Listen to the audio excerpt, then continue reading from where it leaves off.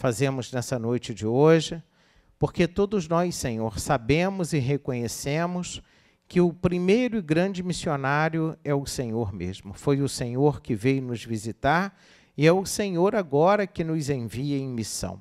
Obrigado, Senhor, por esse dom, pelo dom da fé. Obrigado, Senhor, porque estamos dispostos a anunciar o vosso santo evangelho. Glória ao Pai, e ao Filho e ao Espírito Santo.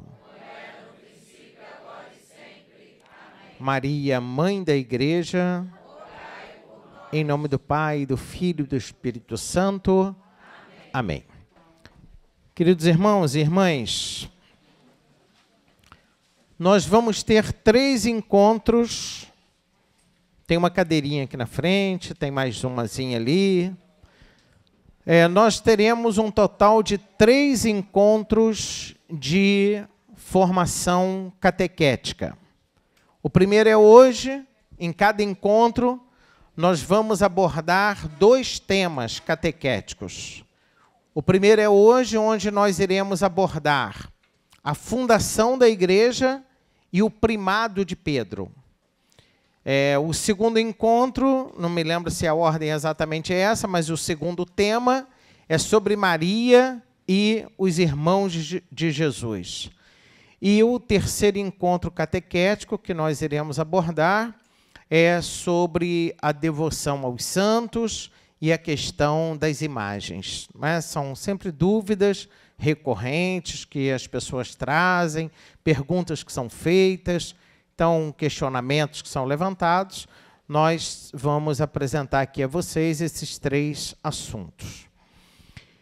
O primeiro assunto, então, que nós vamos tratar é a respeito da fundação da igreja.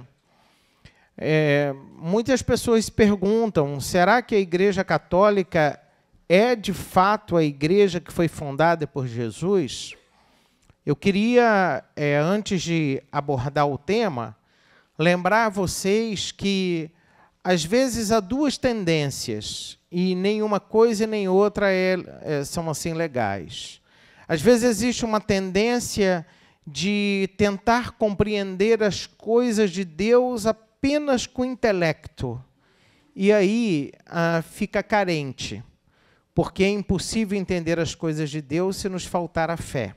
Não é? Então eu preciso da minha razão, mas eu vou precisar da minha fé. E o outro lado, o outro extremo, é quando tentamos entender as coisas de Deus só com a fé, e não usamos também os recursos que Deus nos qualifica, nos capacita.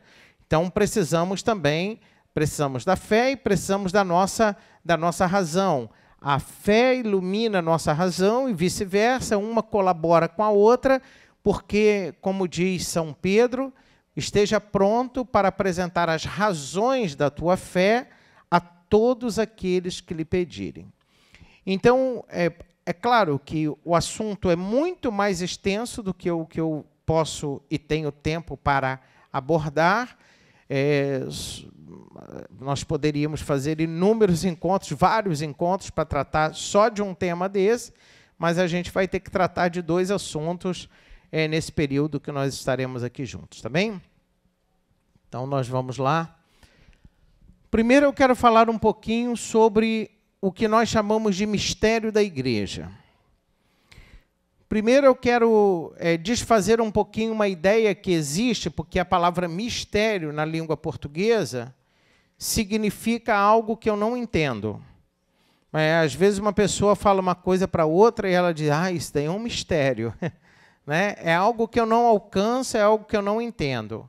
Mas eu preciso ir na origem dessa palavra, uma palavra grega, e a palavra mistério, ela sempre contempla a ação de Deus junto ao homem.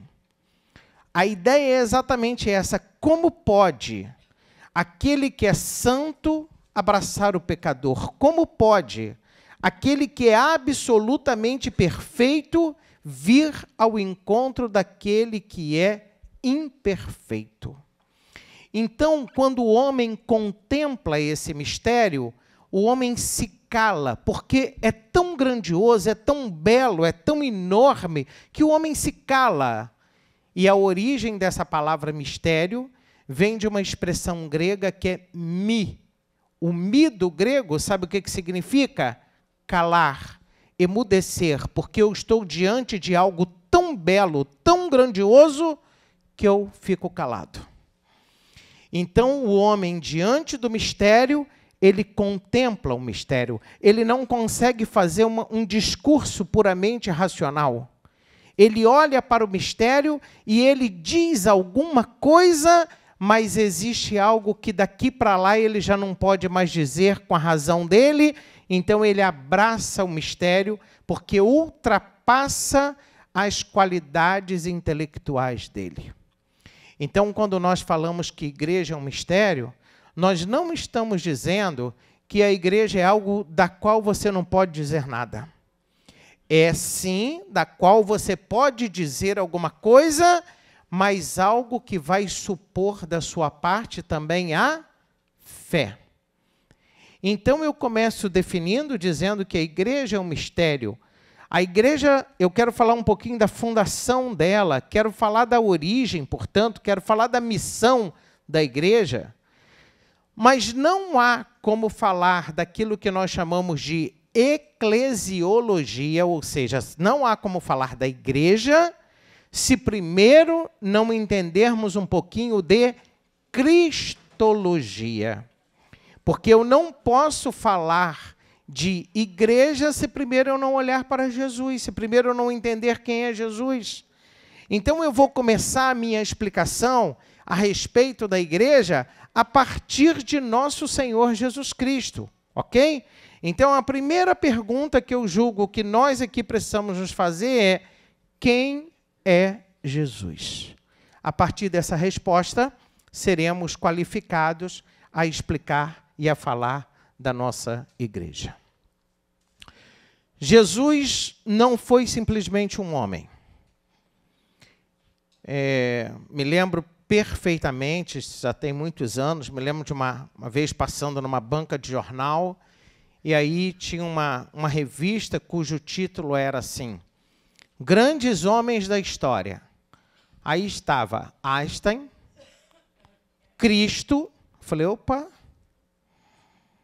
eu não posso colocar Jesus Cristo no mesmo pé, no mesmo patamar que quem quer que seja. Por quê? Porque Jesus não era apenas homem. Jesus, na verdade, meus irmãos, ele tinha sim a natureza humana, mas Jesus, ele não foi simplesmente um profeta. Às vezes tem gente que fala isso, que Jesus foi um profeta. Não é que não tenha sido um profeta, mas ele é mais que um profeta. Não é que ele não tenha sido homem, porque ele foi homem completo, mas ele foi mais ainda que um homem. Então, eu preciso definir, eu preciso entender quem é Jesus. Nosso Senhor Jesus Cristo, a vida dele, os milagres que ele realizou, provam, na verdade, que ele é Deus. Quer ver como ele era Deus?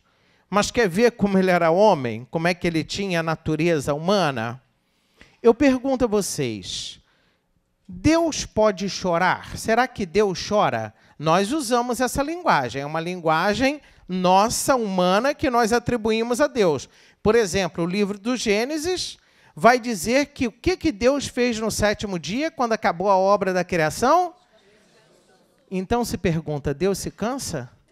Não, mas acontece que é a forma que nós temos de dizer, é a linguagem que nós temos para usar. Essa é a nossa linguagem, então nós apropriamos aquilo que é humano a Deus. Mas essa é a nossa forma, isso se chama de linguagem analógica. Nós usamos uma linguagem analógica para poder falar de Deus, porque nós falamos a partir daquilo que nós conhecemos. Por exemplo, você não diz assim, Deus é amor. Você não fala assim. Você não diz que Deus ama. Você fala isso, não fala? Deus ama. Agora eu vou lhe perguntar, você diz esse Deus ama a partir do que você conhece de amor. Mas Deus é muito mais do que o que eu, como pessoa humana, entendo do que é amor. Mas essa é a linguagem que eu tenho, não tenho outra. Então, eu vou atribuir a Deus aquilo que eu entendo como pessoa humana. Então, Jesus Cristo, eu estou dizendo que nosso Senhor Jesus Cristo é Deus, e os milagres provam isso. Ora, transforma a água em vinho. Quero ver. Ninguém é capaz de fazer isso. Faz o paralítico andar. Ontem ele disse para aquele homem, não é? O que queres que eu te faça? Ah, Senhor, que eu veja. Aliás, nós nem sabemos o nome daquele homem. Vocês observaram isso? Quem era aquele homem? Bartimeu. A gente pensa que Bartimeu é o nome dele, né? Mas Bartimeu não era o nome dele. A palavra Bartimeu significa filho de Timeu. Apenas o Evangelho estava dizendo que aquele homem era filho de alguém chamado Timeu. Então é para representar que aquele cego sou eu, você, somos todos nós. E aí Jesus se encontra com aquele homem e faz aquele homem ver. Senhor, que eu veja. Um homem não pode fazer milagres. Um santo não pode fazer milagres. Nossa Senhora, a quem nós amamos, não pode fazer milagres. Quem é que faz milagre? É Deus. Apenas Deus, nas suas três pessoas, o Pai, o Filho e o Espírito Santo, somente Deus pode fazer milagres.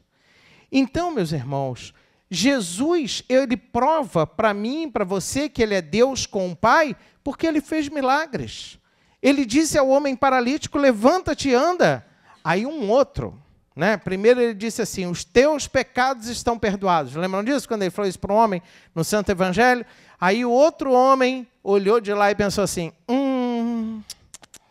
só Deus pode perdoar pecados.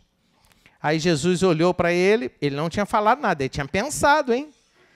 Aí Jesus olhou para ele e disse assim, o que é mais fácil falar para ele? Os teus pecados estão perdoados ou levanta-te e anda? Para que você saiba que o Filho do Homem tem poder na terra de perdoar pecados, ele olhou para o aleijado, disse para o aleijado, levanta-te e anda. E aí o aleijado se levantou. Então, ele é Deus, porque só Deus pode fazer isso. Só Deus pode fazer milagre. Ah, mas tem uma coisa, Deus se cansa? Não. E o Evangelho me conta que Jesus estava cansado, que havia momento em que Jesus se retirava em algum lugar para descansar. O Evangelho nos conta que Jesus teve sede. O Evangelho nos conta que Jesus pediu, moços, tendes aí alguma coisa para comer? Deus tem fome? Não, mas o homem tem fome. Então, olha que interessante, em nosso Senhor Jesus Cristo, nós temos as duas naturezas, a natureza divina e a natureza humana. E a natureza divina começou quando? Pegadinha, vamos lá. E a natureza de nosso Senhor Jesus Cristo começou quando? Então, vamos inverter? A natureza humana de nosso Senhor Jesus Cristo teve início quando? Isso, na concepção. Começa a ser concebido no ventre da Virgem Maria, ali ele vai assumir a natureza humana. Agora vamos lá. E a natureza divina? Começou. Isso, claro, desde toda a eternidade. Porque ele é Deus com o Pai desde toda a eternidade. Jesus não começa a existir no tempo. O Verbo encarnado é que assume a natureza no tempo. Tá certo? A natureza humana no tempo. Mas Jesus, nosso Senhor, sempre existiu. Então, ele é da mesma natureza que o Pai. Como o Pai, Jesus, então, existe desde toda a eternidade. Eu não sei se eu coloquei, deixa eu ver se está na próxima tela aí, Beto. Eu não, acho que eu não coloquei, não. Mas está lembrado quando você reza o credo, chamado credo niceno-constantinopolitano? Lembra como é que a gente reza? Deus de Deus, luz da luz, Deus verdadeiro de Deus verdadeiro, gerado, não criado, consubstancial ao Pai. Olha aí, gente. Isso, olha aí. Está vendo? Você está dizendo que Jesus Cristo é igual ao Pai, é da mesma natureza que o Pai, é eterno com o Pai. É isso que nós rezamos quando estamos rezando esse credo, chamado credo niceno, né? Então, na obra da criação, fica claro que Deus fez do homem uma criatura especial. Então, eu já sei que Jesus é Deus, que Jesus assumiu a natureza humana, então ele é Deus completo e ele é homem também completo. E quando eu vou lá na obra da criação, ler a obra da criação, lá fica bem claro que o homem ele foi criado numa capacidade de dignidade diferente de todos os outros seres que foram criados. Quando você pega a história da obra da criação, você vai lendo o primeiro dia, você lê o segundo dia, você lê o terceiro dia, quando aí a obra ela vai subindo, subindo, subindo, até que Deus faz o homem e a mulher à sua imagem e à sua semelhança. Nenhum ser criado tem a consciência a respeito de si mesmo. Um gato sabe que ele é gato? Não. Um cachorro sabe? Eu sou cachorro, sabe? Não. Mas o homem é capaz de refletir sobre a sua própria pessoa e o homem ele é capaz de dizer, eu sou homem. Então o homem, ele goza de uma dignidade. A pessoa humana é criada à imagem e semelhança do Criador e ele traz em si a capacidade da inteligência e da vontade. Quando você lê na Bíblia ou escuta dizer que o homem foi criado à imagem e semelhança de Deus, significa isso. O homem é dotado de inteligência e o homem é dotado de vontade. Eu não posso, na minha vida, só seguir o passo da inteligência, como eu também não posso, na minha vida, só seguir o passo da minha vontade. Eu tenho essas duas qualidades dentro de mim. Todos nós somos assim, toda pessoa humana é assim. E a dignidade de uma pessoa humana não está, gente, naquilo que a pessoa humana tem, no carro que ela tem, na casa que ela tem, no patrimônio que ela construiu, na conta bancária. Não! A dignidade da pessoa humana está no fato dela ter sido criada à imagem e à semelhança do seu Criador. Por isso que a igreja não concorda com aborto, por isso que a igreja... Tá certo, gente? Por causa da vida, desde o momento da concepção até o pôr dessa vida humana, né? Do início ao fim. O homem é o único ser que se sabe ser. Porém, apesar dessa bondade divina, o homem se afastou do seu Criador. Então, apesar do homem comportar uma dignidade, apesar da beleza, gente, que nós trazemos dentro de nós, ainda assim o homem se afasta do seu Criador. Em razão da desobediência, o homem, portanto, rompe o laço de amizade com o seu Criador. Todo mundo aqui vai se lembrar. É importante quando vocês estiverem lendo a Sagrada Escritura, e ali no caso do Antigo Testamento, e particularmente no livro do Gênesis, é preciso que você interprete ali cada fato daquele que você está ali lendo, porque, por exemplo, diz que Deus desceu do céu para passear no jardim com Adão e Eva. E quando Adão ouviu os passos de Deus no jardim, o que foi que ele fez?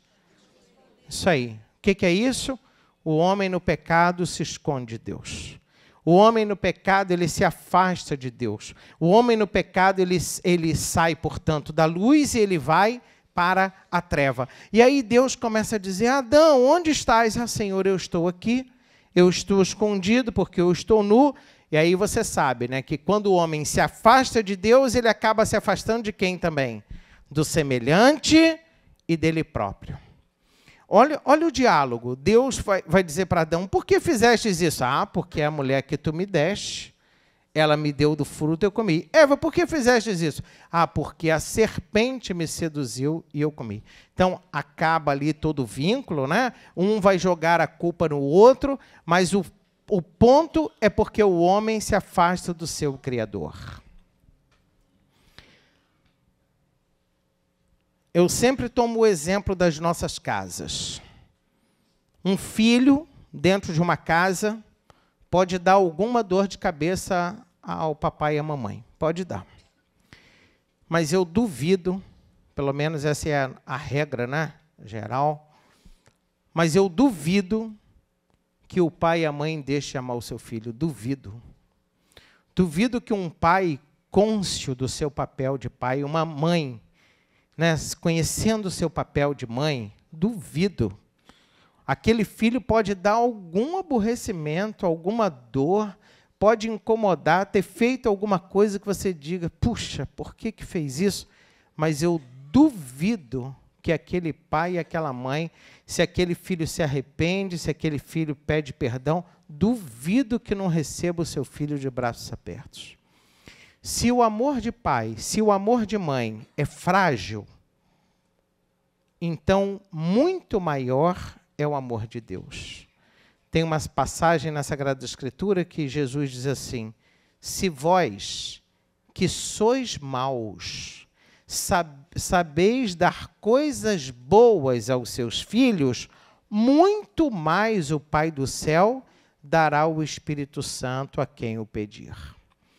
Então, minha gente, Deus não abandona o homem, não se deixa vencer pelo pecado do homem. No livro do Gênesis, ele promete, então, que ele haveria de restaurar a obra.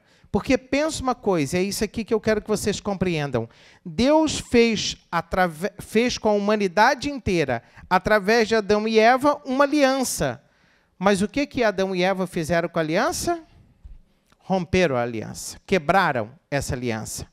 Mas você consegue compreender que Adão e Eva não é uma pessoa, um homem, uma mulher, mas está significando a humanidade inteira? Então nós pecamos com Deus, nós erramos com Deus. E nós, a partir desse momento, ficamos com uma mancha daquele pecado chamado pecado original. Talvez alguém diga assim, mas eu não consigo muito bem entender a questão do pecado original. Eu não quero entrar por aqui, mas vou dar somente um exemplo para vocês poderem entender. Vamos imaginar dentro da nossa casa.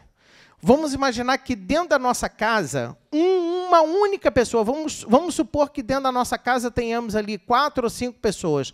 Uma única pessoa fez uma burrada. Pergunto eu a você, ela sofre sozinha ou todo o núcleo familiar dela vai sofrer com um erro que uma única pessoa cometeu? Como é que funciona isso? Muito bem. Agora, leva isso para o campo religioso, para o campo espiritual. O pecado de Adão e de Eva. O pecado de Adão e de Eva é um pecado que atinge a humanidade. É um pecado que fere a humanidade. Mas tem depois o lado bom que eu vou falar dessa história. Porque o pecado entra no mundo por causa de um homem que é Adão, e o pecado é vencido no mundo por causa de um homem que é Jesus. Então, se valeu para o mal, valeu. Graças a Deus, valeu para o bem, né? Então, no livro do Gênesis, o que Deus promete? Deus promete, olha, eu vou restaurar a minha obra. Aquela obra que havia sido, aquela aliança que havia sido rompida por Adão e Eva, Deus então promete que ele vai refazer a obra. E ele então afirma que da descendência da mulher virá, ou viria, né? Estou usando a expressão ali, que esmagaria, então viria aquele que esmagaria a cabeça da serpente. Quem será a serpente? Quem será a mulher? E quem será aquele que virá da descendência da mulher? Como a palavra de Deus é a palavra da verdade, e a palavra de Deus não falha nunca, em momento algum. Nós, às vezes, até na nossa pobreza humana, achamos que não é na hora que a gente... Né? Porque a gente, às vezes, pensa isso, não é na hora que a gente quer, não é do jeito que a gente quer, mas a palavra de Deus não falha nunca. Depois de ter nos falado, e isso aqui é muito bonito, ó, Deus nos falou por meio dos patriarcas, Deus nos falou por meio dos juízes, Deus nos falou por meio dos profetas, e aí Deus envia o seu próprio Filho para falar à humanidade. Mas ele foi fazendo um caminho pedagógico. Primeiro, ele nos fala por meio dos patriarcas, depois ele vai nos falar também por meio dos juízes, por meio dos profetas, até que chega um determinado momento que ele vem falar por ele próprio. Ele não manda mais um profeta. Ele não manda mais um patriarca. Ele não manda mais um juiz para falar conosco. É Ele mesmo que vem falar conosco. Como é que se chama esse mistério? E por que eu estou chamando de mistério? Porque trata-se da relação entre Deus e o homem, entre o santo e o pecador. E como é que se chama esse mistério? Encarnação. Vamos falar o nome da festa litúrgica? Natal. Isso é o Natal. O Natal é quando é Deus que vem falar conosco. Ele não manda mais um profeta. Ele não manda mais um patriarca. É Ele que vem falar. É isso que é o Natal, gente. O Natal é quando nós celebramos esse momento ápice do diálogo entre Deus e a humanidade. É Ele próprio agora que vem falar conosco. Então, tem uma passagem que eu saltei aqui de um dos textos de São Paulo, a carta de São Paulo aos Gálatas, capítulo 4, versículo 4, que diz que quando chegou a plenitude dos tempos, Deus enviou o seu Filho, nascido de uma mulher, nascido sob a lei, a fim de resgatar aqueles que estavam submissos à lei. Então, quando chegou a plenitude dos tempos, ou seja, Deus tem a sua hora. Deus é que sabe qual é o momento certo em que Ele devia enviar o seu Filho. Então, agora é Deus que vem falar conosco. É Ele que vem agora trazer-nos a sua palavra. Quem é que se lembra de uma parábola que conta um tanto disso que eu estou dizendo aqui agora? Quem é que se lembra de uma parábola que Jesus Cristo nos conta no seu Evangelho e que nos faz entender até essas etapas que eu estou lembrando aqui agora a vocês? Isso, a parábola dos vinhateiros. Porque Jesus diz, naquela parábola dos vinhateiros, que o dono da vinha entregou a sua vinha a homens que haviam arrendado a vinha. E que esses homens que haviam arrendado a vinha, quando o dono mandou receber o que ele tinha direito, eles bateram em um. Aí ele mandou outro empregado, eles mataram a outro. Aí o dono da vinha pensou, já sei o que eu vou fazer. Eu vou mandar o meu filho, porque eles vão respeitar o meu filho. E aí o que foi que os homens disseram?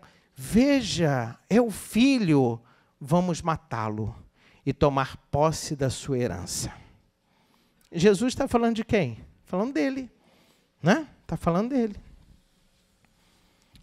Desculpe. A missão de Jesus, então, foi a de refazer a obra da criação. A missão de nosso Senhor Jesus Cristo foi a de refazer a aliança. Aquela aliança que havia sido rompida pela humanidade em Adão e Eva, Jesus agora vem refazer essa aliança, porque a primeira criação havia ficado manchada pelo pecado dos primeiros pais. Então, Jesus restaura a obra, Jesus refaz a obra. Então, Jesus, ele cria de novo. Eu estou dando um pouquinho de uns pequenos saltos aqui, porque não dá para fazer o caminho todo por causa do tempo, mas Jesus, ele cria de novo. Jesus, ele faz uma nova criação. E que nova criação é essa? Já vou chegar lá, mas primeiro eu quero te lembrar uma palavra do profeta Jeremias, que foi escrita aí provavelmente uns 500 anos antes da encarnação de Jesus Cristo. 500, 600 anos antes da encarnação de Jesus Cristo. Olha o que ele vai escrever ali no capítulo 31. No capítulo 31, o profeta Jeremias vai dizer assim: chegará o tempo em que eu farei com a casa de Israel uma nova e eterna aliança. Que interessante, gente, olha só. A primeira aliança, feita em Adão e Eva, foi rompida. O Pai, então, promete que vai refazer a aliança, ok? No profeta Jeremias, o profeta Jeremias vai dizer, chegará o tempo em que Deus fará uma nova e eterna aliança com a casa de Israel. E aí, quando você vai na última ceia de nosso Senhor Jesus Cristo, ele era judeu, celebrava a ceia judaica. Naquela última ceia, ele insere na ceia elementos cristãos. E nessa última ceia, ao tomar o cálice, as palavras de nosso Senhor Jesus Cristo: tomai todos e bebei. Este é o cálice do meu sangue, o sangue da nova e eterna... De onde está vindo essa palavra? Jeremias. O sangue da nova e eterna aliança, que será derramado por vós e por todos para a remissão dos pecados. Então, você acompanhou o raciocínio? Deus fez uma obra da criação, o homem rompe essa obra da criação, machuca essa obra, o Pai do céu promete refazer a obra, vai enviando mensageiros, até que uma hora é Ele próprio, Deus mesmo, que vem falar conosco, e ao vir falar conosco, Ele nos entrega o seu corpo, o seu sangue, dizendo que ali Ele refazia a obra da criação. Cristo realiza, então, um pacto de amor com a humanidade, ao derramar seu sangue no sacrifício da cruz. Jesus, gente, é o Cordeiro de Deus que tira o pecado do mundo. Então, quando Jesus Cristo morre na cruz, quando ele entrega o seu corpo e o seu sangue, na verdade, ele já havia entregue na última ceia. Porque na última ceia ele já havia dito, tomai e comei, isto é o meu corpo. Ele entrega sacramentalmente, mas vai entregar historicamente algumas horas depois. Primeiro, sacramentalmente. Então, tomai e comei, isto é o meu corpo. Tomai e bebei, este é o cálice do meu sangue. Então, Jesus é o Cordeiro de Deus que vem refazer a obra da criação. Uma vez concluída a sua missão, o que Jesus agora faz? Volta ao Pai. Por que ele volta ao Pai? Porque a missão dele estava completa. Aquilo para o qual ele havia sido enviado pelo Pai, ele realizou. Se ele realizou, o que ele faz agora? Volta ao Pai, né? Concluiu a sua missão, ele volta ao Pai. Vou lembrar a você uma passagem bíblica que está no livro do profeta Isaías, se não me engano aqui, capítulo 55. A minha palavra não vai à terra e não volta a mim, enquanto ela não tiver realizado aquilo para o que eu enviei a minha palavra. Jesus é chamado de a palavra encarnada, o verbo encarnado. Por isso, gente, só para fazer aqui um link, quando você tiver escalado para fazer leitura na missa, gente, toda a dignidade da leitura, sabe por quê? Porque você está emprestando a Jesus Cristo a sua postura, a sua voz, a sua entonação, a leitura da maneira mais correta. Lembre-se, Cristo subiu ao céu, mas ele continua a falar aos seus por meio da sua igreja. Então, quando você fizer uma leitura na missa, lembra disso. A dignidade daquele momento. Porque Jesus não está ali agora fisicamente, porque ele já subiu ao céu. É você que vai emprestar o seu corpo, a sua palavra, a sua voz, para expressar os ensinamentos do Verbo encarnado. Tá? Bom, então, uma vez concluída a sua missão, Jesus volta ao Pai. Mas, vou voltar lá na última ceia. Como é que ele disse na última ceia? Como é que ele terminou na última ceia? Ele disse, fazer isto... Quem mandou foi ele, né? Fazer isto em memória de mim. Então, olha só, gente, ele não subiu ao céu, né? Não subiu ao céu? Então, agora, era preciso que essa memória passasse de geração em geração, como ele mesmo havia mandado fazer isto em memória de mim. Durante a sua vida terrena, se você se lembra disso, Jesus, com quantos anos Jesus morreu? Com quantos anos? 33 anos. E aí ele sobe ao céu, tá certo? Vocês sabiam, por exemplo, gente, que a nossa batina, ela tem 33 botões? Toda batina ela tem 33 botões. Existem tantas simbologias bonitas na nossa igreja, né?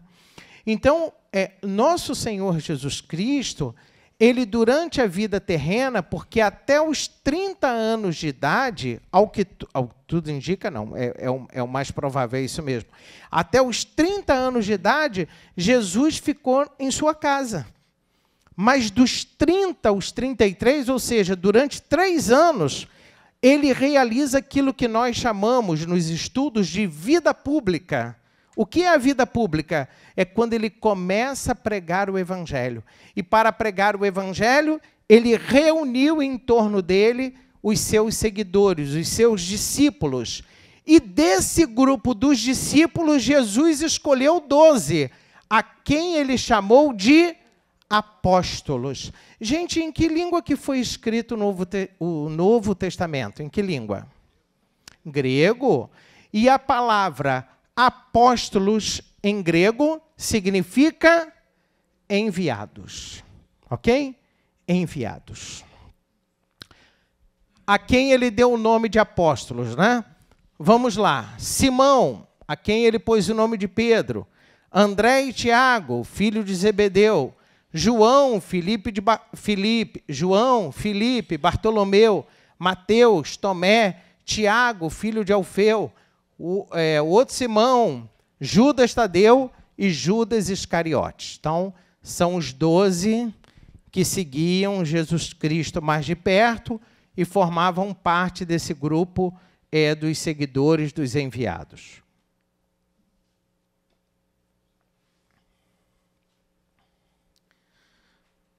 Quando você pega o Evangelho, você vai encontrar os 4 evangelistas, né? Mateus, Marcos, Lucas e João. E você vai encontrar em cada um deles, só que você não tem em João, você tem no livro dos Atos, você tem a relação do nome dos 12 apóstolos. Naquele grupo, a igreja sempre identificou São Pedro como sendo o chefe dos apóstolos. Sempre a igreja identificou isso. E por que a igreja identificava Pedro como chefe dos apóstolos? Não tem nenhuma passagem na Bíblia que diga assim, Pedro era o chefe dos apóstolos. Não tem isso. Ok? Na nossa igreja católica, nós temos uma coisa que nós chamamos de tradição. Na verdade, mas não é tradição com letra minúscula, não. A gente chama, na verdade, de sagrada tradição. O que é sagrada tradição? Sagrada tradição é aquilo que vai passando de um para o outro até que seja escrito o texto bíblico, seja escrito o texto bíblico. O que vem primeiro, a sagrada tradição ou a sagrada escritura? Isso, a sagrada tradição. Primeiro tem a tradição, porque, claro, os fatos estão ali acontecendo e a Sagrada Escritura vai ser escrita mais tarde, né? Os textos bíblicos, eles vieram mais tarde. Então, nós sempre preservamos a Sagrada Tradição. E tudo, o tempo todo, quando você lê a Sagrada Escritura, ela solicita as interpretações, não solicita? Por exemplo, tem uma passagem na Bíblia que diz assim, se a tua mão direita pecar, corta e joga fora. Se o teu olho direito pecar, arranca-o e joga fora. Hã? Será que é para cortar a mão e arrancar o olho? Ou é para se converter?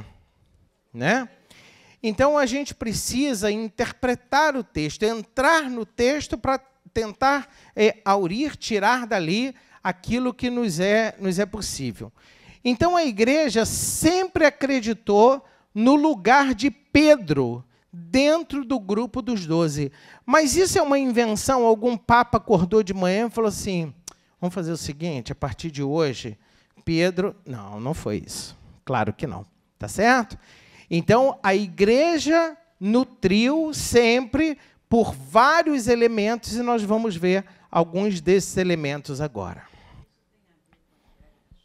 Tem tudo a ver com a entrega das chaves. Então, vamos lá. Eu selecionei algumas passagens bíblicas. Primeiro, eu estou citando ali o seguinte, Jesus sempre demonstrou uma grande deferência para com São Pedro. Pode observar isso na Sagrada Escritura. Há vários fatos que acontecem e é Pedro que está ali no centro daquela história. Por exemplo, caminhar sobre as águas. Pedro. Ah, és tu mesmo. Mas também Pedro era meio, né? Uma vez eu estava lendo um autor chamado Flávio Josefo, e Flávio Josefo dizia que, pelos informes que ele tinha, era um historiador. Ele, então, diz que Jesus parece que não sorria.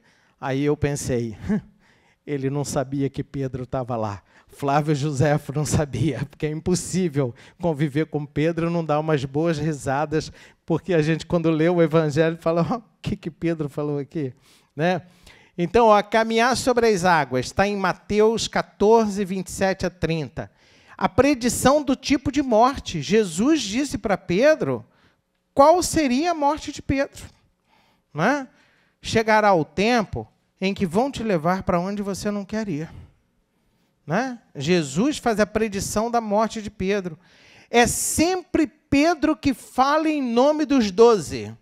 Por que não foi outro? Era sempre Pedro. Jesus falava alguma coisa e Pedro, falava em nome de todo mundo. Isso é cheio, gente, na Sagrada Escritura. Ó. Eu saltei ali a Mateus 14, 28, 15, 5, 16, 22, 17, 4, 18, 21, 26, 33... Mas tem um monte. A Sagrada Escritura é cheio de fatos assim. Talvez o mais espetacular de todos os textos seja exatamente aquele da chamada profissão de fé de Pedro. Quando Jesus pergunta, quem dizem os homens que eu sou? Olha, dizem que tu és isso, dizem que tu és um profeta, lembra? Dizem que tu és um profeta, dizem isso, dizem isso, dizem isso. E para vocês, quem é que eu sou? Aí Pedro toma a palavra e diz, tu és o Messias, e por isso que é chamado de profissão de fé, tu és o Messias, o Filho do Deus vivo, aquele que devia vir a esse mundo. Então Pedro, por vários motivos, é ele que vai ganhando esse papel ali de destaque. Agora, eu quero ressaltar isso daqui, ó. Jesus mudou o nome de Pedro. Se você pegar a Sagrada Escritura e verificar os momentos em que Deus muda o nome de alguém, mudar o nome significa mudar o rumo. Significa dar uma missão. Ele dá uma missão, ele dá um rumo, ele diz o que ele quer. Isso aconteceu com Abraão, isso aconteceu com Sara, né? Nós temos vários textos assim na Sagrada Escritura, e aqui ele vai mudar o nome de Pedro. Então ele vai dizer, tu és Simão, filho de Jonas, serás chamado de Cefas. Cefas, na verdade a pronúncia correta seria Kefas. Tu serás chamado de Kefas, que quer dizer pedra. Em aramaico, ó, eu fiz uma pergunta só para não confundir agora com a outra. Em que língua que foi escrito o Novo Testamento? Grego. Que língua Jesus falava? Aramaico, ok? Só para não confundir uma coisa com a outra. Em aramaico, língua que Jesus falava, Kefas significa pedra. Pergunta-se, por que teria Jesus alterado o nome de Simão para Kefas, isto é, para pedra? A explicação está clara nestas palavras que Jesus dirigiu mais tarde ao próprio Pedro. Ó, quando ele muda o nome de Pedro, mais tarde, então, ele vai dizer assim para Pedro, ó, tu és Quefas, e sobre esta Quefas edificarei a minha igreja. Tu és Pedro, e sobre essa pedra edificarei a minha igreja. Ou seja, ele muda o nome para dar uma missão. Pedro tinha uma missão, com toda certeza, muito especial dentro do grupo dos 12. É evidente, ao pronunciar em aramaico esta frase, que Jesus usou 2 vezes a palavra Quefas. É porque quando a gente passa para a nossa língua portuguesa, a gente não vai dizer assim, né? Então, na língua portuguesa, nós traduzimos o primeiro Quefas por Pedro. Pedro, tu és pedra, e sobre esta pedra edificarei a minha igreja. Mas vamos ver como é que ia ficar lá na língua?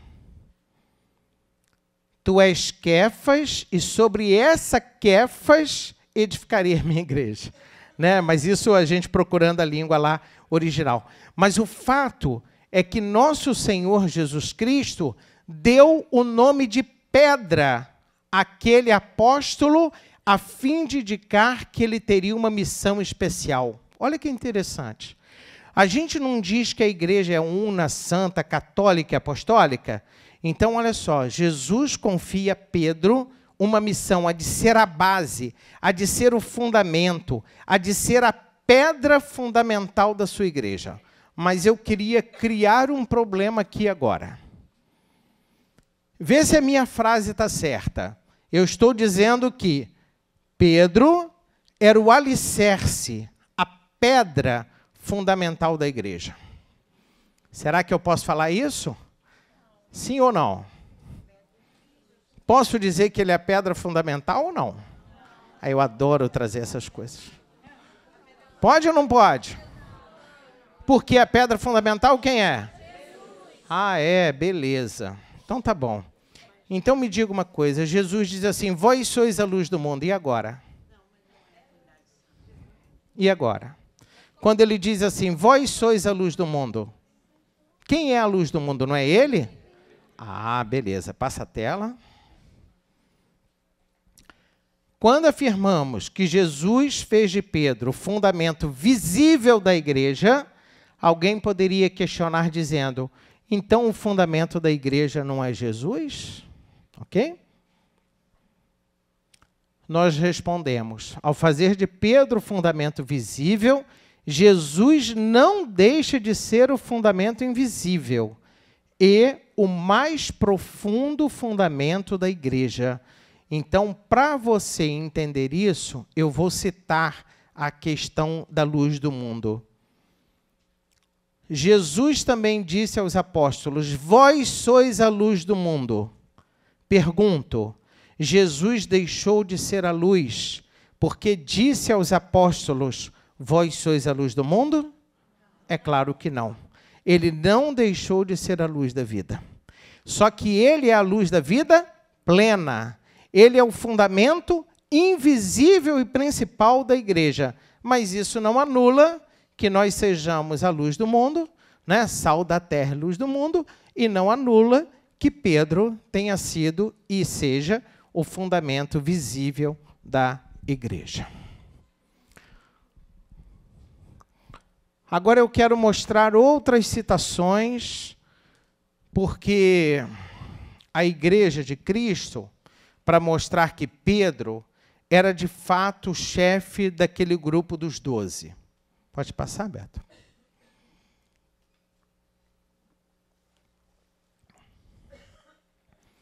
Foi a Pedro que Jesus entregou a chave do reino dos céus. Nós podemos parar para pensar em cada um desses detalhes aqui. A chave da tua casa, que não se compara com o céu. Você entrega a chave da tua casa a qualquer pessoa? Se você tiver que sair, você tem um compromisso, e aí você vai chegar uma encomenda na tua casa, você diz para o primeiro que passar na rua, ei, moço, vem cá, fica com a chave aqui da minha casa, que vai chegar Ninguém vai fazer isso. Você, quando entrega a chave da tua casa, você está entregando a chave da tua casa a uma pessoa que você confia. E pois Jesus entrega a Pedro a chave do reino dos céus, a chave da casa dele. É essa chave que ele confiou a Pedro, é essa chave que ele entrega a Pedro. Bom, poderia ter entregado a alguém, digamos, mais qualificado que Pedro? Pelo menos em hipótese, sim.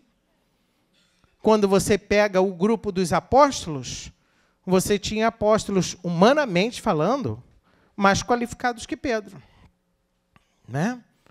Provavelmente Mateus era muito mais qualificado que Pedro. Muito mais qualificado que Pedro, intelectualmente. No entanto, foi Pedro. Né? Então, Pedro tem um lugar especial ali. Agora, essa citação daqui, eu gosto muito dessa citação. Porque olha o que Jesus vai dizer para Pedro. Confirma os teus irmãos na fé. Ele não falou com o grupo, olha só, gente, deixa eu pedir uma coisa a todo mundo aqui, a vocês 12, confirmem os teus irmãos na fé. Não. Pedro, confirma os teus irmãos na fé. Então, quem recebeu a missão, quem teve o nome mudado, quem foi chamado para receber a chave e que foi pedido a ele para que ele confirmasse os irmãos na fé, foi Pedro. Foi a ele que Jesus disse, tu és pedra, e sobre esta pedra edificarei a minha igreja. O nome de Pedro, também eu acho que vale a pena vocês saberem isso, é o nome que mais aparece em todo o Novo Testamento. Se não me engano, o nome de Pedro, na Bíblia, no Novo Testamento, aparece 171 vezes. E o segundo nome que mais aparece, se eu não estou enganado aqui, é João, 46 vezes. Olha a diferença. Né? Agora, se você pegar a lista dos 12, a lista com o nome dos 12 apóstolos, o primeiro nome sempre é de Pedro. E o último nome de quem é? Judas Iscariotes. Gente, para pensar uma coisa aqui comigo. Foi por acaso? Será que isso é por acaso? Em todas as listas, o primeiro nome é Pedro. E em todas as listas, o último nome é Judas, o traidor. E agora? Não pode ser um acaso. Né? Você percebe, por isso que eu falei, a tradição nos ajuda. Porque você vai unindo os elementos. Olha, eu tenho esse elemento, eu tenho a chave, confirma os teus irmãos na fé, é o primeiro nome sempre na lista. E aí você vai conjugando todos esses elementos, você vai dizendo, não pode ser por acaso. Todos esses elementos juntos não indicam um acaso, que por acaso ele é o chefe. Não, parece que não. Né? E aí você começa a perceber isso. Agora, isso aqui eu gosto muito também. No dia da ressurreição, parece, gente, que São João devia ter aí uns 15 anos, 16 anos, sabe? No dia da ressurreição, imaginem, os apóstolos vivendo com nosso Senhor Jesus Cristo. Os apóstolos sofrendo, vendo nosso Senhor. Jesus entra em Jerusalém, aquela festa toda. Pensa nisso, Entrou em Jerusalém, que festa bonita para receber Jesus. Aí foi passando a segunda, a terça, a quarta, veio a última ceia, o traidor vai entregar Jesus, Jesus está angustiado, vai para o horto para rezar, ganha o beijo da traição, é preso, é condenado, injustamente condenado, e aí então Jesus vai para a cruz. Os apóstolos se entristecem porque o seu Senhor havia morrido. Quando chega na madrugada de sábado para domingo, as mulheres vêm e dizem, olha, nós fomos ao túmulo agora e ele não está mais lá, não. E aí um anjo nos disse que ele ressuscitou. Gente, aí você, né, eles, para lembrar tudo o que ele tinha falado. Destruí esse templo e ao terceiro dia reerguerei esse templo.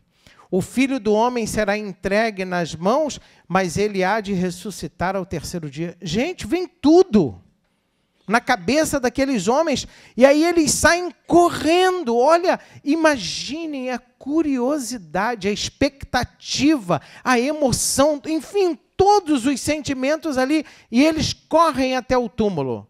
Mas, como eu disse, João parece que tinha aí uns 15, 16 anos, e Pedro, né, já tinha um pouquinho mais, né?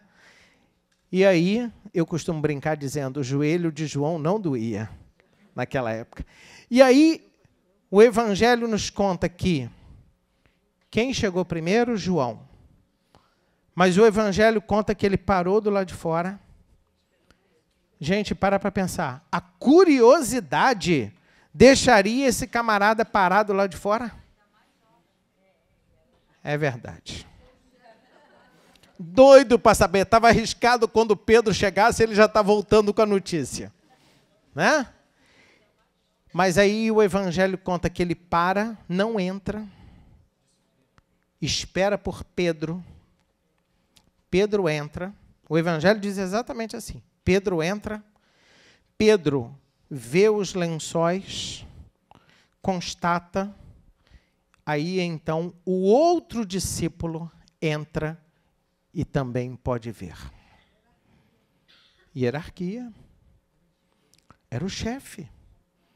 Né? Esperou pelo chefe, esperou por aquele que havia recebido a chave, esperou por aquele que teve o seu nome mudado, esperou por aquele a quem Jesus disse, confirma os teus irmãos na fé. Ele esperou por ele. Isso é por acaso? Então, quando você começa a unir esse elemento com aquele outro, com aquele outro, com aquele... Aí você começa a dizer, construiu aqui um argumento bastante sólido. Normalmente, o argumento de algumas pessoas é assim, mas onde isso está escrito na Bíblia? Primeiro, a gente pode responder dizendo que Jesus fez e falou, fez muitos outros milagres que não foram escritos na Sagrada Escritura, mas esses foram escritos para que acrediteis. Isso é bíblico, está lá na própria Sagrada Escritura.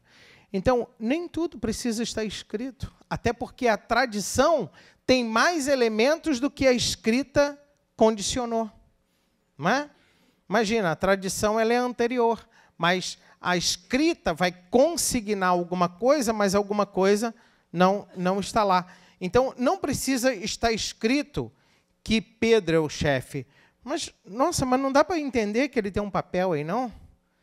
Ele tem um nome mudado, ele recebe a chave, ele confirma os irmãos na fé.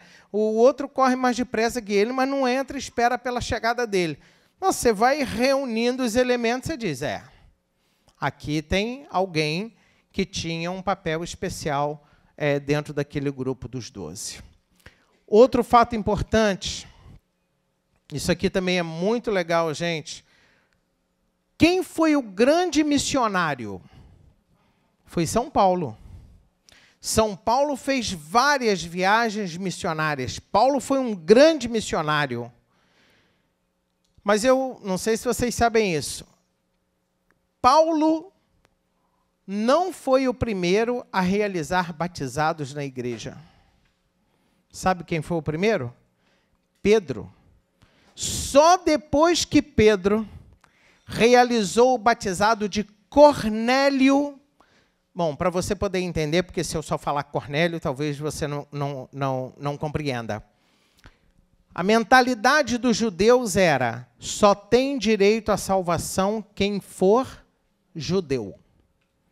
A mensagem de Jesus Cristo é só para os judeus. Aí, Pedro, também durante um tempo, pensava assim, Mas quando ele vai visitar Cornélio, ele tem uma visão. E ele compreende que a salvação oferecida por Jesus Cristo não era apenas para os judeus.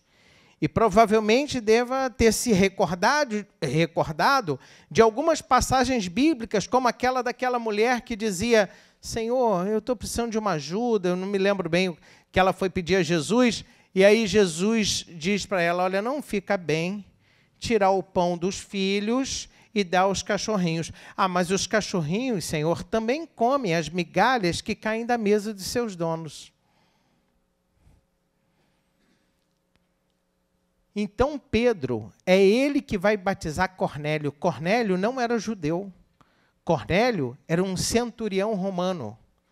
E ele, então, era de outro povo, é batizado, e a partir desse fato, Paulo, o missionário, começa a batizar.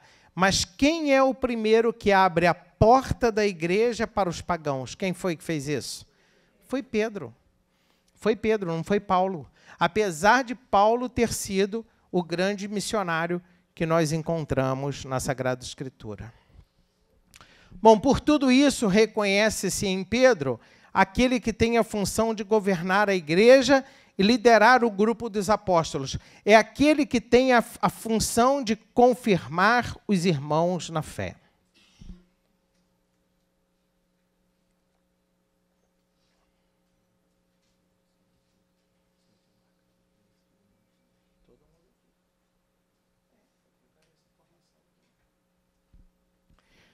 Não há dúvida, então, meus irmãos, de que há uma igreja fundada por Cristo e que essa igreja Jesus chama de minha igreja. Não há dúvida de que Jesus fundou uma igreja. Pedro, tu és pedra, e sobre esta pedra edificarei a minha igreja. Ele faz de Pedro o chefe visível dessa igreja. É lógico que essa igreja há de remontar ao tempo de Jesus. É óbvio, né? Não teria lógica Jesus fundar uma igreja e ficar calado durante 1.500 anos. Gente, pensa isso aqui. Tem lógica isso? Quando foi que Jesus fundou a igreja? Muito bem, na cruz. Jesus funda a igreja na cruz. Jesus, quando a igreja passa a existir? Quando ele morre na cruz. Passa a existir sacramentalmente na quinta-feira à noite. Tomai e comei, isto é o meu corpo, tomai e bebei. E por que a igreja passa a existir ali? Porque o que foi que Jesus Cristo veio fazer? Veio refazer a aliança. A aliança não tinha sido rompida? E ele agora não veio fazer uma nova e eterna aliança? Você já parou para pensar no significado da palavra religião? Isso. Ligar de novo. Ligar de novo. Olha, gente, se vai ligar de novo, é porque estava unido, rompeu a união e agora está ligando de novo.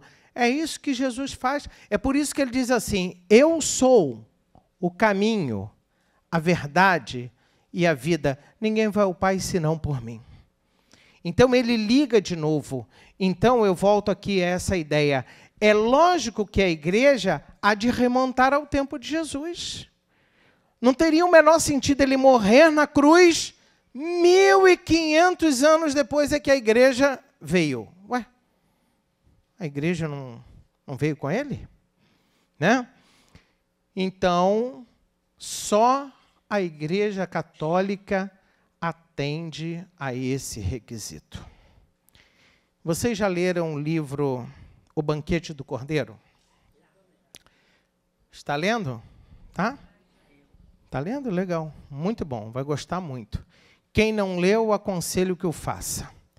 Alguém aqui já leu o livro Todos os Caminhos Dão em Roma? Esse livro é da esposa daquele que escreveu O Banquete do Cordeiro.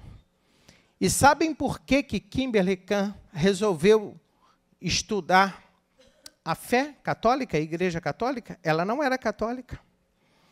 Ela resolve estudar porque, como o marido dela havia deixado, eu não me recordo mais qual era a igreja, mas ele havia deixado uma igreja que não era católica e veio para a Igreja Católica a partir da Eucaristia. Ela, então, resolve estudar eclesiologia com a intenção de provar que aquela igreja para onde o marido tinha ido não era a igreja correta. Então, ela estuda a fundo. E o que acontece com ela? Se converte. Ela se converte à medida em que ela vai estudando e ela vai chegando à conclusão, ela vai dizendo para ela própria, essa é a igreja de Jesus. E ela então se converte e ela escreve o livro, Todos os Caminhos Dão em Roma. Sabe, gente, vale a pena. Quem ainda não leu, pode procurar, procure ler, tá bem? Eu aconselho essa leitura. A sua igreja, Jesus prometeu a assistência divina, como se vê dessas palavras que ele dirigiu aos 11 apóstolos. Eis que eu estou convosco todos os dias até o fim do mundo. Para quem não sabe, isso aqui é o último capítulo do livro de São Mateus, do Evangelho de São Mateus. Ou seja, Jesus já estava na hora de voltar, né? Já havia morrido, já havia ressuscitado.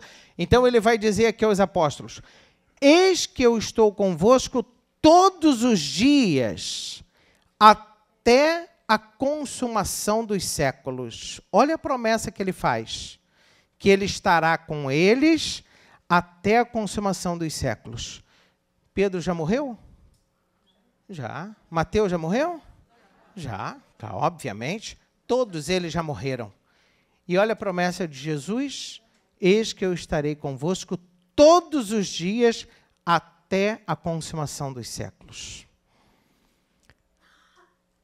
No livro dos Atos, ele promete assim, descerá sobre vós o Espírito Santo e sereis minhas testemunhas até os confins do mundo. E numa outra passagem, olha o que ele disse aos apóstolos, quem vos ouve, a mim ouve. Quem vos rejeita, a mim rejeita, ok? Então, agora nós vamos casar todas essas informações. Embora de origem divina e divinamente assistida pelo Espírito Santo, a igreja é dirigida por homens. E, por isso, tem havido na sua história alguns exemplos dolorosos de amor, de desamor, de misérias, de pecados, até de escândalos. Por isso, a melhor definição de igreja é dizê-la mistério. Porque como pode esse Deus tão rico e tão maravilhoso nos amar? Apesar de sermos pecadores, apesar de rompermos tantas vezes o laço de amizade com Ele, mas Ele nos ama infinitamente e profundamente. E é por isso que Ele permanece conosco todos os dias até a consumação dos séculos. Mas, Padre, como que Ele permanece conosco se Ele já subiu ao céu? Pela igreja. Quem vos ouve, a mim ouve. Quem vos rejeita, a mim rejeita.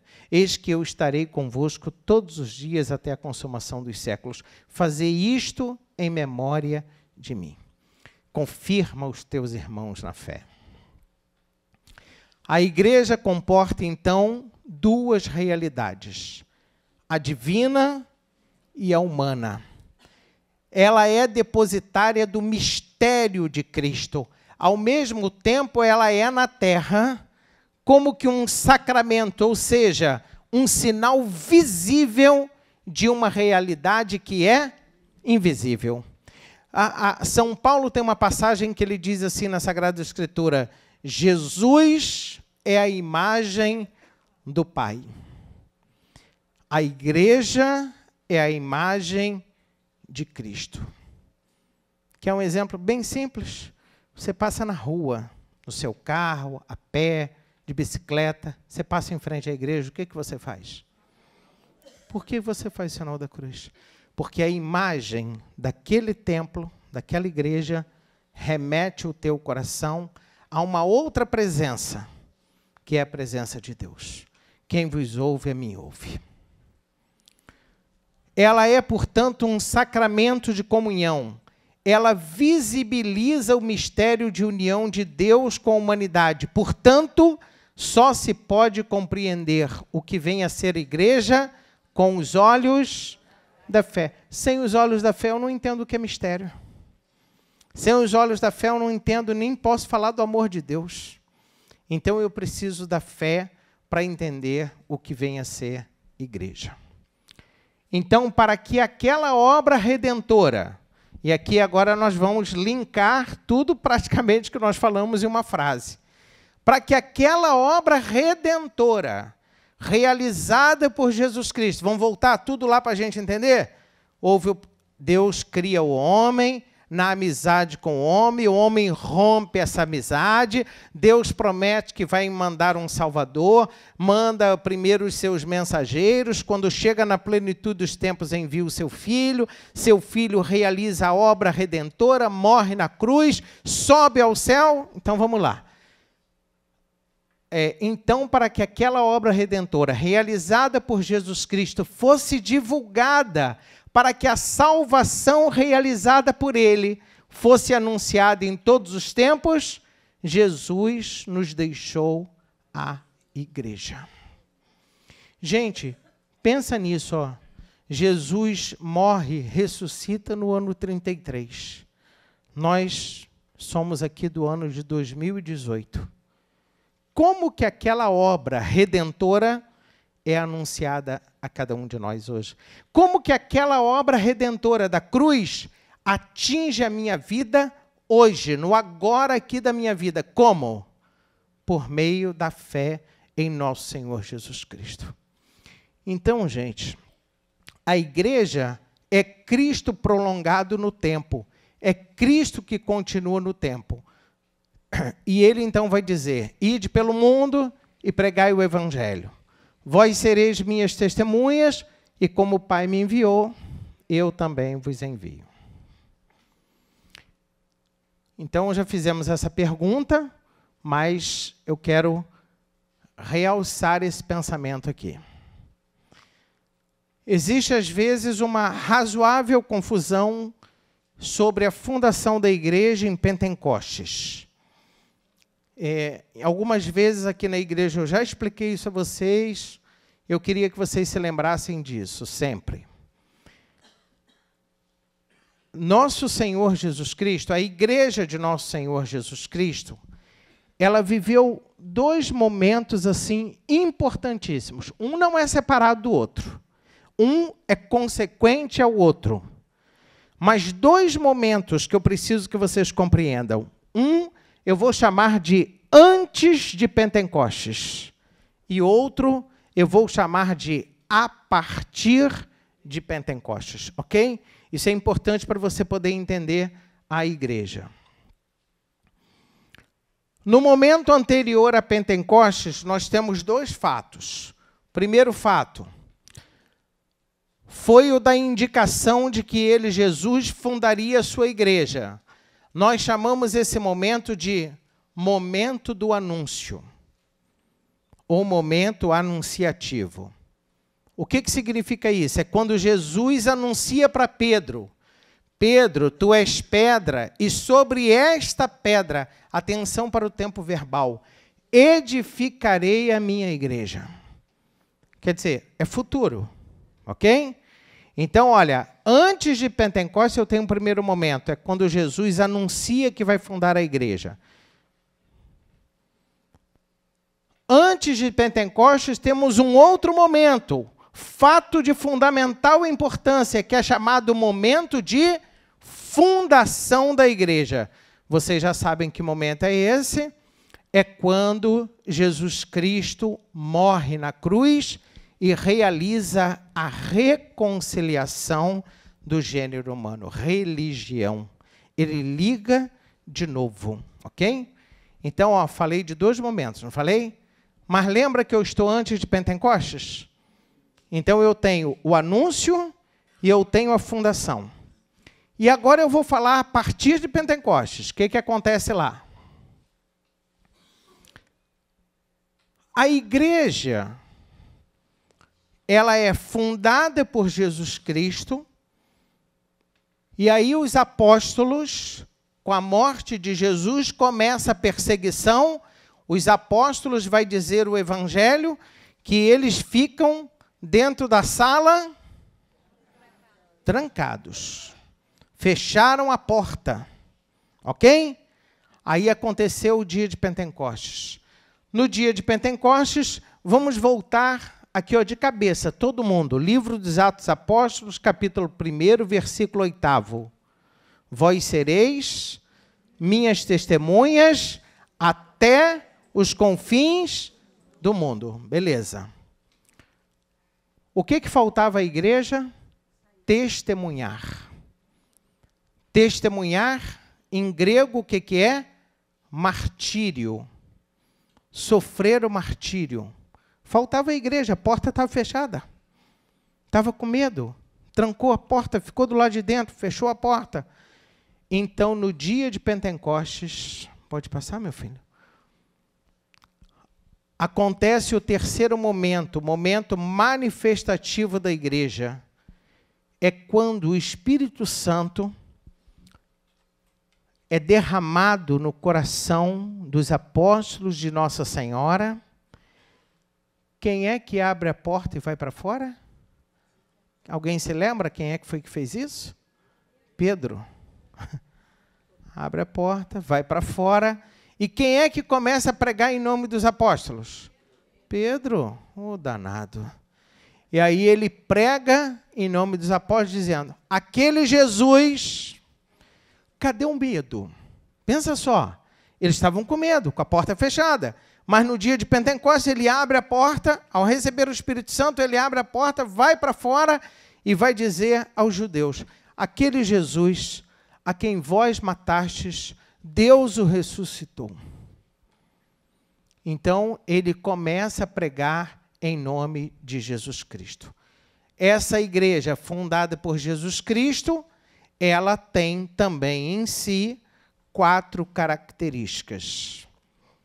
Primeiro, deixa eu voltar aqui. Ficou entendido os momentos antes de Pentecostes e a partir de Pentecostes? Beleza. Estamos já no finalzinho. Vamos, então, agora falar das 4 características dessa igreja. Essa igreja, e nenhuma outra igreja, você vai encontrar essas características que eu vou te mostrar aqui da nossa comunidade, da nossa fé, da nossa igreja. Primeira característica, a igreja é una. O que significa dizer quando você fala que a igreja é una? Então, eu coloco ali para você que a fundação da igreja se dá por meio daquele que é um com o Pai e o Espírito Santo. Na Santíssima Trindade não há divisão. Deus é um. O Pai, o Filho e o Espírito Santo formam uma unidade perfeita. Então, a igreja é una, porque a igreja é fundada por Ele. Então, a igreja, Ele não fundou sobre esta pedra edificarei as minhas igrejas. Ele não disse isso, né? Edificarei a minha igreja. O corpo de Cristo, que é a igreja, faz um com Ele, partilha da mesma fé, o mesmo credo. Isso também eu acho que é um sinal muito bonito da gente ver, né? A gente, quando viaja, qualquer lugar que você for, no Brasil, fora do Brasil, qualquer lugar que você for, você vai chegar lá, gente, a primeira leitura é a mesma primeira leitura que a gente vai fazer aqui. O salmo é o mesmo salmo, a segunda leitura é a segunda leitura, o evangelho é o mesmo evangelho. Tá certo? As orações também são todas as mesmas. O que pode mudar é a oração eucarística, que isso é o presidente que vai definir qual é a oração eucarística que ele vai usar. Mas a liturgia é a mesma. No mundo inteiro, você vai usar a mesma liturgia. Então, isso, na verdade, usar a mesma liturgia é um sinal da unidade da igreja. Mas a igreja é uma. Cristo fundou uma só igreja. Depois, ela é santa, porque o fundador da igreja é santo. Gente, deixa eu aproveitar e corrigir uma coisa que de quando em quando a gente escuta assim: a igreja é santa e pecadora. Meus amigos, a igreja é santa. A igreja é santa. A obra feita por Jesus é santa. A obra que vem daquele... Porque ele é o santo dos santos. Não tem esse negócio de santa e pecadora. Não tem um documento da igreja que diga isso, que a igreja é santa e pecadora. E as notas da igreja diz que ela é una, santa, católica, apostólica. Não tem pecador aqui. Tá certo? Ela é santa. Porque dizer que a igreja é santa implica em duas instâncias. Que ela é santificada e, ao mesmo tempo, ela é santificante. É santificada, pois ela não é uma mera instituição histórica. Ela é o corpo de Cristo. Com a efusão do Espírito Santo, os discípulos de Jesus entram individual e comunitariamente em comunhão com Ele. Acho que tem mais um texto? Tem. A santidade da igreja vem da comunhão com o ressuscitado e da ação do Espírito em suas ações. Sendo santa, a igreja passa a santificar os homens. A vida sacramental é a expressão de sua ação santificante. Os sacramentos não fazem isso? Santificam? E onde é que eu recebo os sacramentos? Na igreja. Então a igreja ela é santa. É uma obra de Cristo. Nós é que somos os pecadores, mas a igreja é santa. Mediante essas ações sagradas, os homens entram em comunhão eficaz com Deus, se tornam templo do Espírito Santo e podem viver uma vida de acordo com a vontade de Deus. Então, a igreja é una e a igreja é santa. A igreja é católica. A palavra katolikos é uma palavra grega e significa que ela é... Isso. Por que ela é universal? Porque a salvação trazida por Jesus Cristo é para todos. E essa igreja, então, deve anunciar o evangelho também a todos. Então, a igreja é o próprio corpo de Cristo. Ela é uma resposta salvífica, universal de Deus para os homens.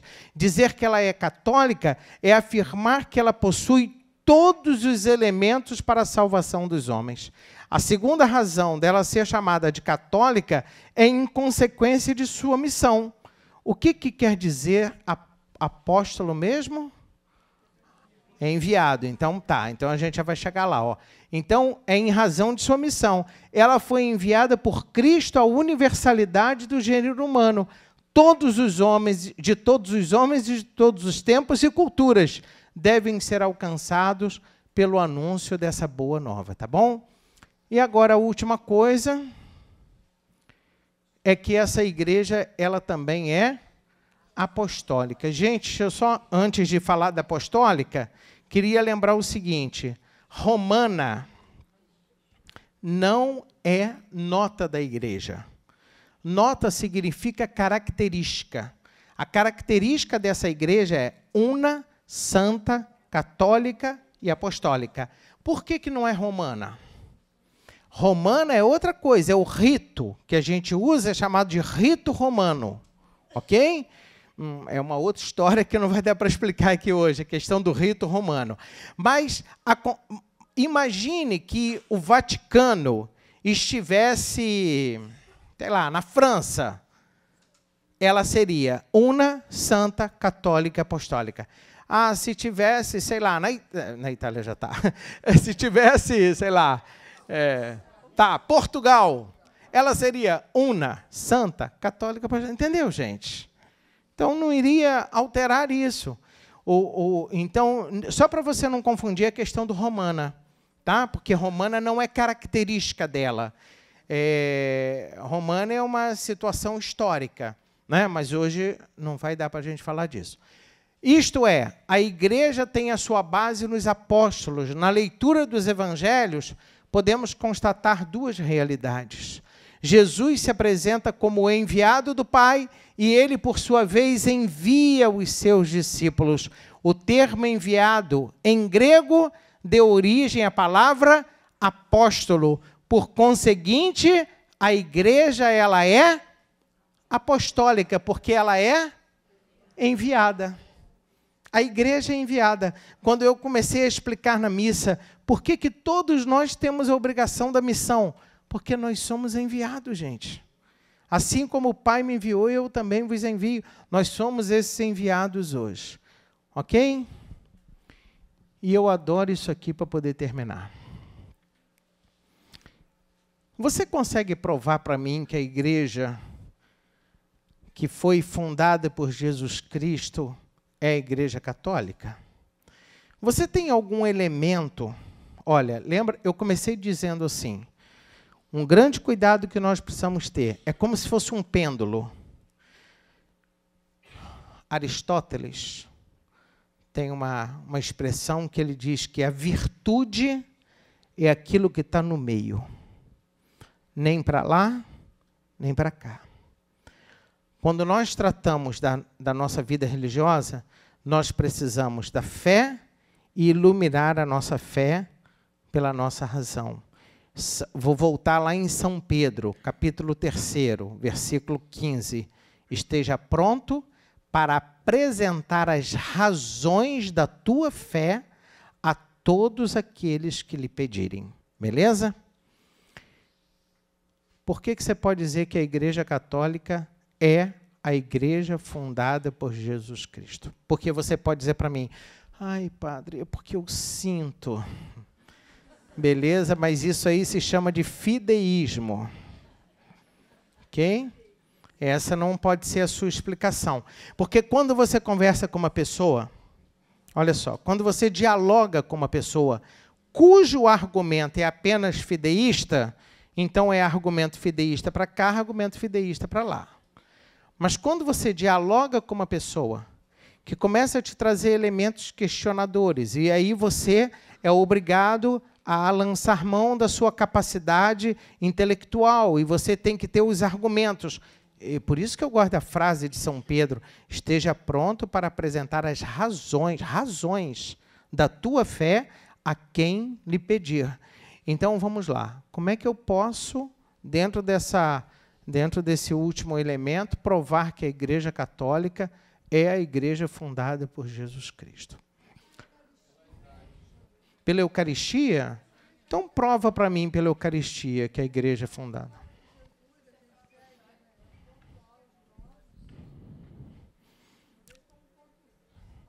Você vê, mas eu não acredito na Eucaristia, e agora?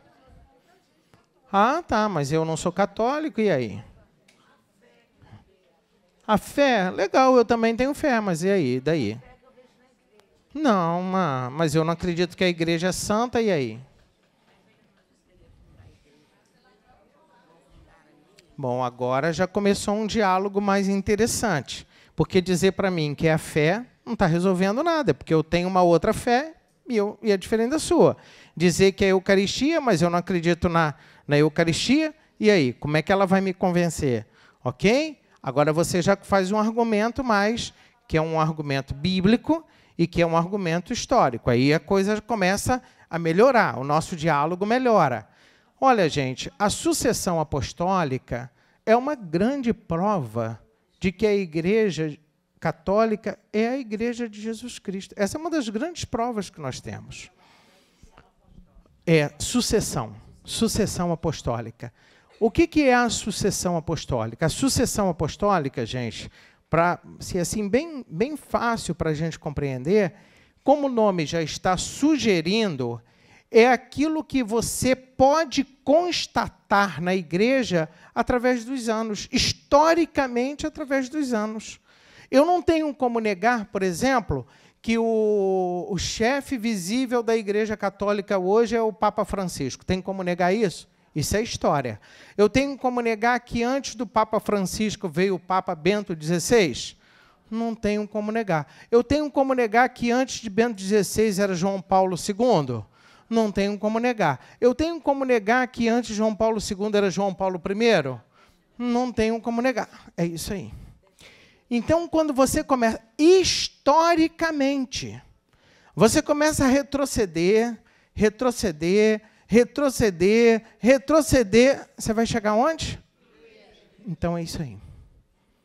Ó, eu não estou usando o argumento da fé aqui. Eu estou usando um argumento que é histórico.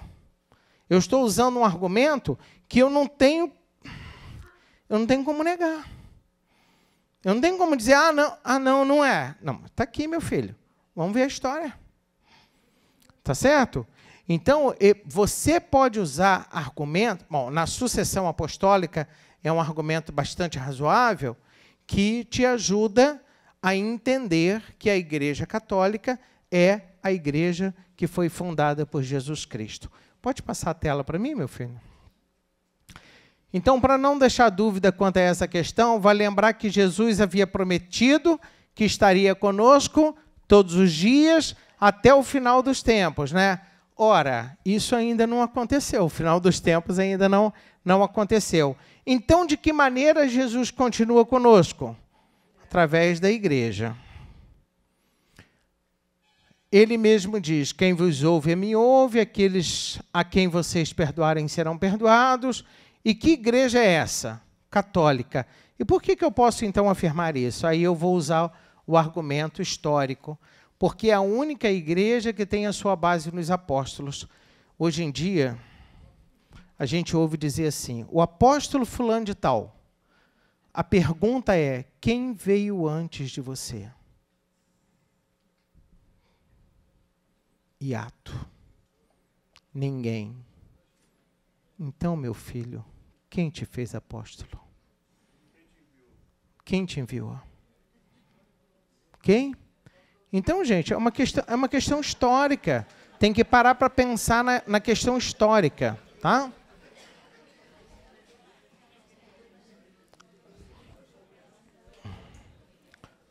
A sucessão apostólica é uma das garantias de estarmos na igreja fundada por Jesus Cristo.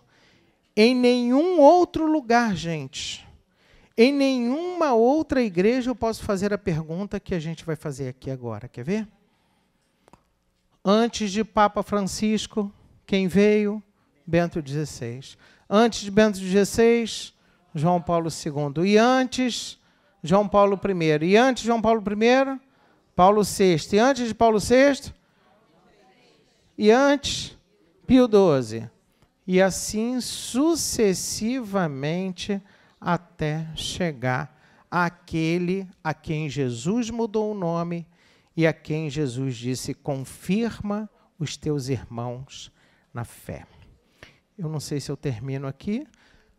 O que nos remete imediatamente à palavra do Evangelho, tu és Pedro, e sobre esta pedra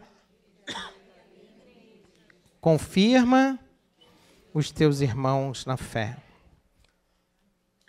A sucessão apostólica é uma das notas da igreja, ela que é una, santa, católica e apostólica. Eu sei que não é fácil, né? Porque também é uma coisa cara, mas o dia que um de vocês aqui fizer uma viagem para a Europa e que puder ir a Roma, existe uma coisa em Roma muito interessante no Vaticano, que é a visita guiada do túmulo de São Pedro. Foi encontrado, ainda nesse século, no século passado,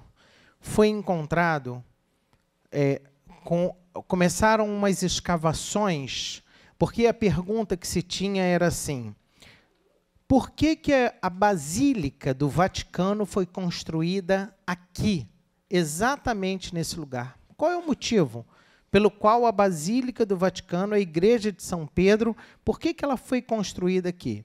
Quando você ia na história, Santa Helena, que foi a primeira padroeira aqui da nossa cidade, Santa Helena, mãe de Constantino, dizia, porque ali os cristãos daquela época afirmavam que havia sido o local onde Pedro havia sido sepultado, enterrado. Bom, então, a primeira basílica foi construída ali, essa basílica pegou fogo, depois foi construída outra, que também pegou fogo, né, e até que se construiu a basílica que nós temos lá hoje. As escavações, nas escavações, foi feita uma descoberta de uma caixa com uma ossada, com uma fita vermelha. Vermelho indica mártir, sacrifício, derramamento de sangue, onde na fita vem escrito, no local, melhor dizendo, vem escrito Petros eni, que significa Pedro está aqui. Então, esse local pode ser visitado hoje.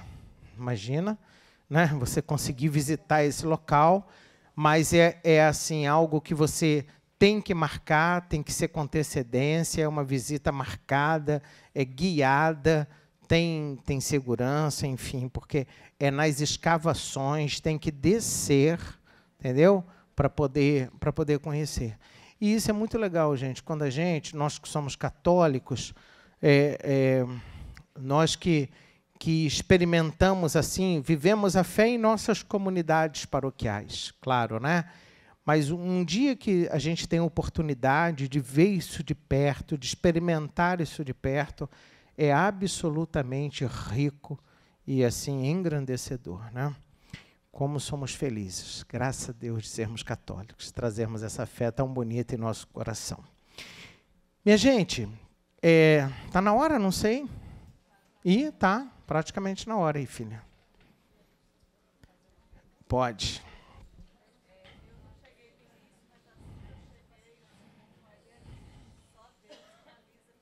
Isso, só Deus faz milagres.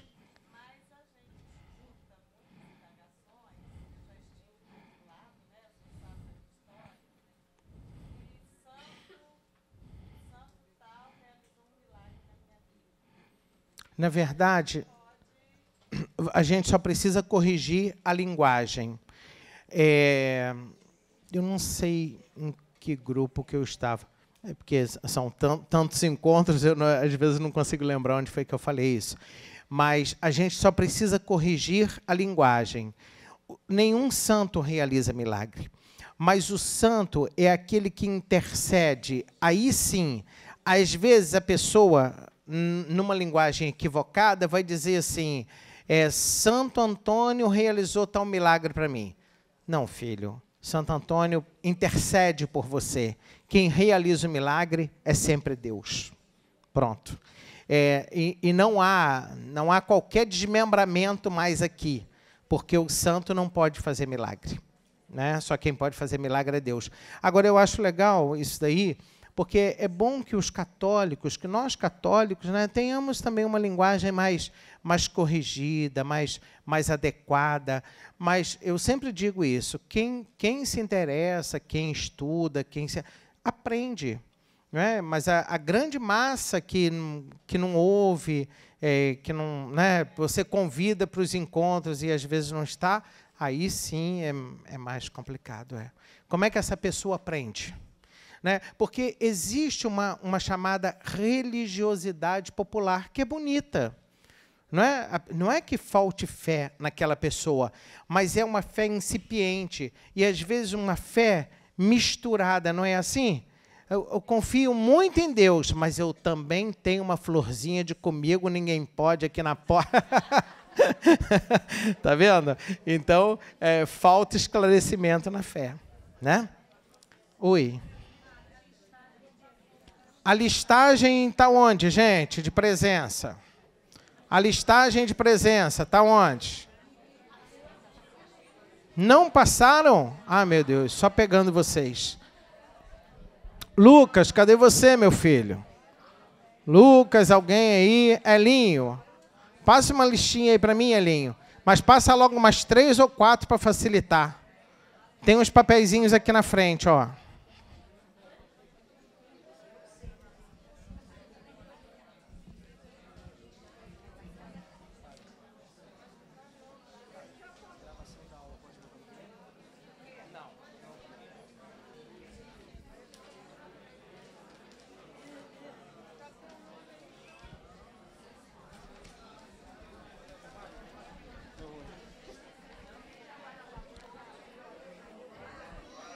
Gente, por favor. Alguém quer perguntar alguma coisa? Não?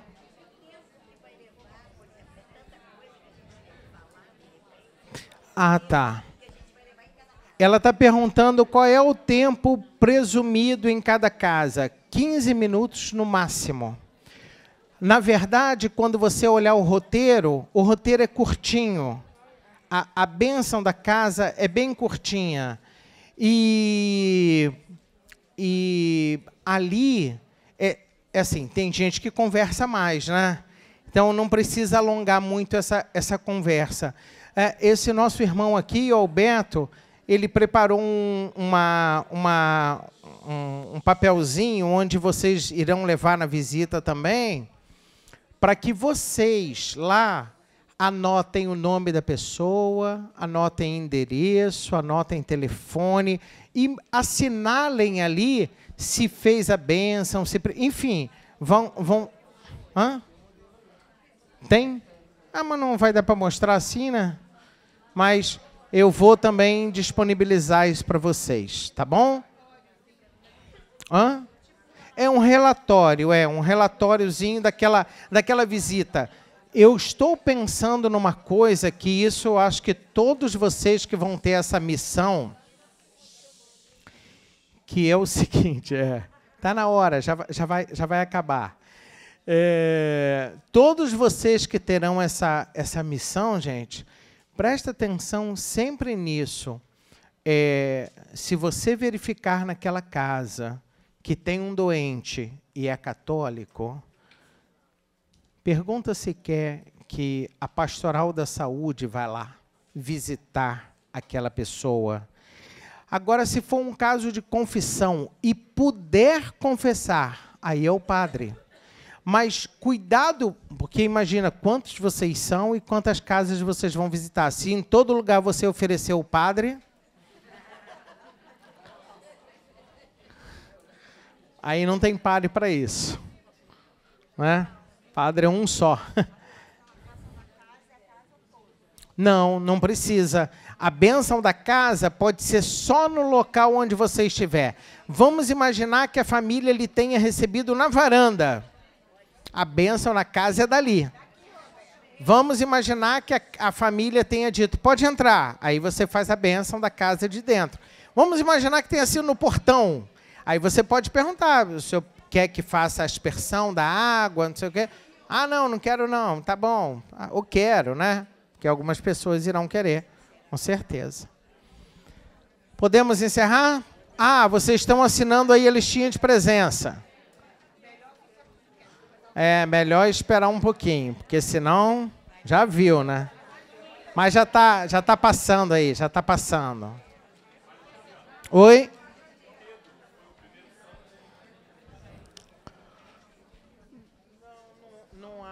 Não há essa definição de que ele tenha sido o primeiro santo. Na verdade, não. Agora estou aqui me lembrando. Nós temos na igreja os chamados protomártires, que significam os primeiros mártires. Quando começa a perseguição ao menino Jesus, Herodes manda matar todas as crianças de 2 anos para baixo. Todas essas crianças que morrem de 2 anos para baixo foram chamadas de primeiros mártires da igreja. Então, eles são os primeiros santos. É claro que Jesus é que é o primeiro, né? Que é o santo dos santos, né? Mas é como aquela história da luz.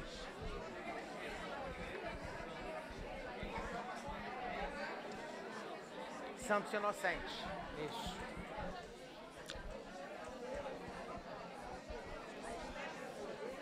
Não estou ouvindo.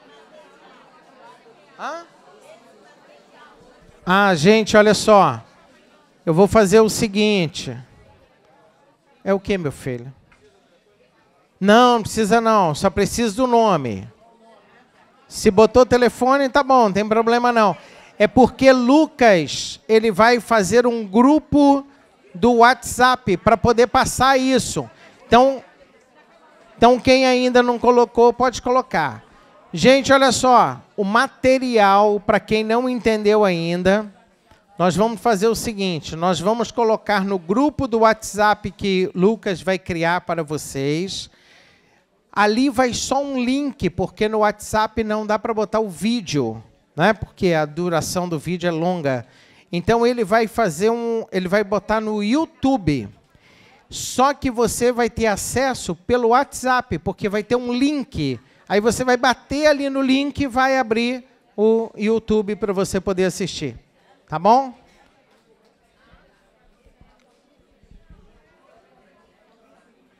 Falta muita gente aqui assinar? Não? Já assinou? Já assinou? Já assinou? Já assinou? Já assinaram aqui, gente? Já? Já? Aí atrás também? Beleza, então vou dar a bênção final.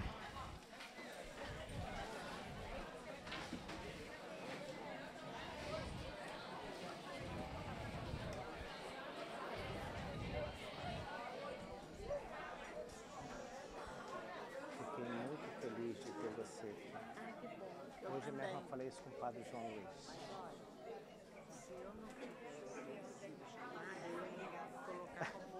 Voluntário. Queridos irmãos, vamos... Oi, filha. Gente, sábado aqui também, 6 horas. 6 horas. Aqui, 6 horas. Sábado, aqui, 6 horas. Não existe lá. Lá está tendo casamento, lá tá... Nós não temos espaço. Tem que ser tudo aqui, tá bom?